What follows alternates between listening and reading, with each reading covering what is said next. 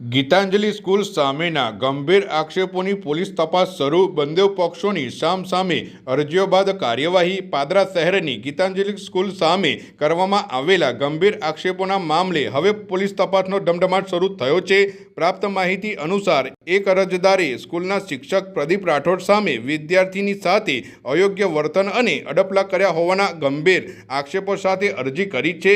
અરજદારે અગાઉ ઓનલાઈન માધ્યમથી રાજ્યના મુખ્યમંત્રી, શિક્ષણ વિભાગ તેમજ અન્ય સંબંધિત વિભાગોમાં રજૂઆત કરી હતી. ત્યારબાદ હવે પાદરા પોલીસ સ્ટેશનમાં પણ લેખિત અરજી આપી સમગ્ર મામલે તપાસ કરવાની માંગ કરી છે. બીજી તરફ ગીતાંજલિ સ્કૂલના સંચાલકોએ પણ સંબંધિત વિભાગો તેમજ પાદરા પોલીસ સ્ટેશનમાં અરજી આપી છે. સ્કૂલ સંચાલકોનો દાવો છે કે તેમની સામે કરવામાં આવેલા તમામ આક્ષેપો પાયાવિહોણા, ખોટા અને તથ્યવિહોણા છે.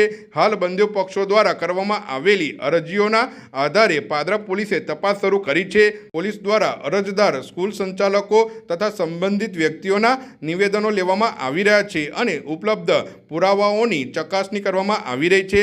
પોલીસ સૂત્રોના જણાવ્યા અનુસાર તપાસ દરમિયાન સામે આવતા તથ્યો તથા પુરાવાઓના આધારે જ સમગ્ર ઘટનાની વાસ્તવિકતા સ્પષ્ટ થશે. તપાસ પૂર્ણ થયા બાદ કાયદાકીય જોગવાઈઓ અનુસાર આગળની કાર્યવાહી કરવામાં આવશે અને દૂધનું દૂધ અને પાણીનું પાણી થશે.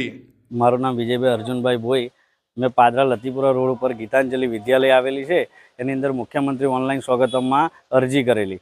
અરજી એ બાબતની કરેલી કે જે છોકરીઓને મારવામાં આવી રહેલો એ બાબતની મેં રજૂઆત કરેલી મુખ્યમંત્રી. અને એમાં શિક્ષણ વિભાગમાંથી જે તપાસ આવેલી એ તપાસની અંદર જે દીકરી જે ભોગ બનનાર છે એ ભોગ બનનારે હકીકત એની જણાવેલી અને હકીકત કે આ શિક્ષકવાળા મને આવું કરવામાં આવે છે.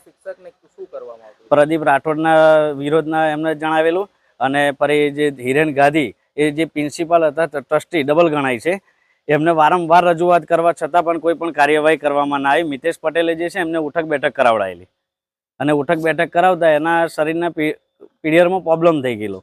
એ બાબતે અત્યારે એમને હાલમાં એમને સસ્પેન્ડ કરેલા છે. જે તપાસ અધિકારી જે આવેલા ને એ તપાસ અધિકારીએ પણ એમને એવી ધમકી આપેલી કે જો આ બાબતે કોઈ પણ આગળ ગયા તો તમે એલસી કાઢી અને લાલ શેરો મારીને આપી દઈશું, એવી દીકરીને ધમકાવવામાં આવેલી.